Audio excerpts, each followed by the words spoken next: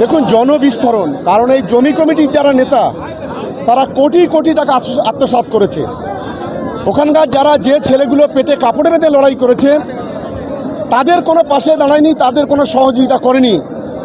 বরং সরকার যে সমস্ত অর্থ দিয়েছে বিভিন্ন স্কিমে সেইগুলোকে লুট করেছে, যার ফলে আজকে রিন্টুদের নেতৃত্বে, আজকের মোকারিমদের নেতৃত্বে, আজকের এখানে শাহনুমদের নেতৃত্বে যারা এখানে আছে, তার নামটা কি জানো, কাবিরের নেতৃত্বে আজ এখানে শতাধিক তৃণমূল জমি রক্ষা কমিটির ছেলেরা আজ আমাদের সঙ্গে যোগদান করেছে। এবং আগামী দিনে আপনারা দেখতে পাবেন আগামী এক সপ্তাহের মধ্যে প্রচুর আইএসএফ কর্মী এবং জমি রক্ষার আরও যারা কর্মীরা আছে তারা তৃণমূল কংগ্রেসে যোগদান করবে। পোলেরহাট 2 তো আপনাদের হাত ছাড়া, এবারে কি তাহলে শক্ত হলো জমি? পোলেরহাট 2 জিতব আর গোটা ভাঙড় জিতব, 50,000 ভোটে লিড নেব, এটা আজকের দায়িত্ব নিয়ে আজ এখানে বলে দিচ্ছি। এবার ভাঙড়ের পাওয়ার গ্রিড আন্দোলনকারীদের মধ্যে ভাঙন ধরালো তৃণমূল কংগ্রেস। ক্যানিং পূর্বের বিধায়ক শওকত মোল্লার হাত ধরে তৃণমূল কংগ্রেসে যোগ দিল জমি, জীবিকা, বাস্তুতন্ত্র ও পরিবেশ রক্ষা কমিটি 50 অধিক সদস্য। মঙ্গলবার সন্ধ্যায় ভাঙড় বিজয়গঞ্জ বাজারে একটি রাজনৈতিক সভা থেকে শওকত মোল্লার হাত ধরে যোগ দেয় তারা, যাদের বাড়ি অধিকাংশ পোলেরহাট 2 নম্বর গ্রাম পঞ্চায়েত এলাকার মিদ্দেপাড়ায়। পাওয়ার গ্রিড বিরোধী আন্দোলনে যাদের বিশেষ ভূমিকা ছিল।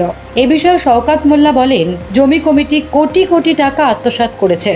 যারা লড়াই করেছে তাদের বঞ্চিত করা হয়েছে। আগামী দিনে পোলেরহাট 2 নম্বর সহ ভাঙড়ে ব্যাপকভাবে জয় পাবে তৃণমূল কংগ্রেস।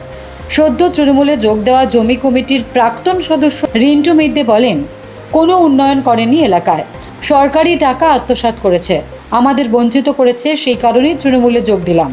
জমি, জীবিকা, বাস্তুতন্ত্র ও পরিবেশ রক্ষা কমিটির সম্পাদক মির্জা হাসান বলেন, যে আসলে উনি অঙ্কটা কি জানেন আমি জানি না। জমি কমিটির লোক যেখানে 50-60 জনের কথা বলা হচ্ছে, আমি তো আপনাদের যে ভিডিওর মাধ্যমে আমি দেখছি না যে এর মধ্যে জমি কমিটির কোনো লোক আছে।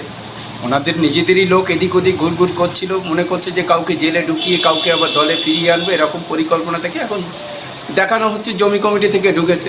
আমি এই যে যত লোকগুলো এর মধ্যে যতগুলো লোক আছে এর মধ্যে জমি কমিটির কাউকেই দেখছি না। একজনকে আমি দেখতে পাচ্ছি, যেটা জমি কমিটির আগে ছিল, কিন্তু কিছুদিন আগে পর্যন্ত জমি কমিটির নাম ভাঙিয়ে সে একটা মসজিদের জমি দখল করতে গিয়েছিল।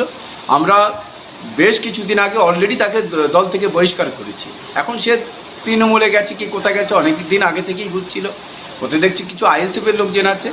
পরিষ্কার ব্যাপার হচ্ছে, উনি যে ভুল তথ্য দিয়ে নিজেদের নাম বাড়ানোর জন্য যে চেষ্টা করছে, আসলে নিজেদের দলের গোষ্ঠীকন্দলটা ছিল এবং গোষ্ঠীকন্দলের মধ্যে নিজের দলের লোকেদের জেল খাটানো থেকে শুরু করে নানান পরিকল্পনা ছিল। সেখান থেকে নিজেদের বের করে আসতে গেলে এই ধরনের কিছু পলিসি নিতে হয়। এই দেখো, অমুক দল থেকে আমার দলে ঢুকছে, অমুক জেলে গেছে বলে এই দল ফিরে আসছে। এটা হচ্ছে ওনাদের রাজনৈতিক পলিসি। সেটাকে জমি কমিটির নাম ভাঙিয়ে ওনাদের নিজেদের প্রাধান্যটা বাড়ানোর চেষ্টা চলছে, এছাড়া আর অন্য কিছু না। ব্যুরো রিপোর্ট, সোনারপুর বার্তা।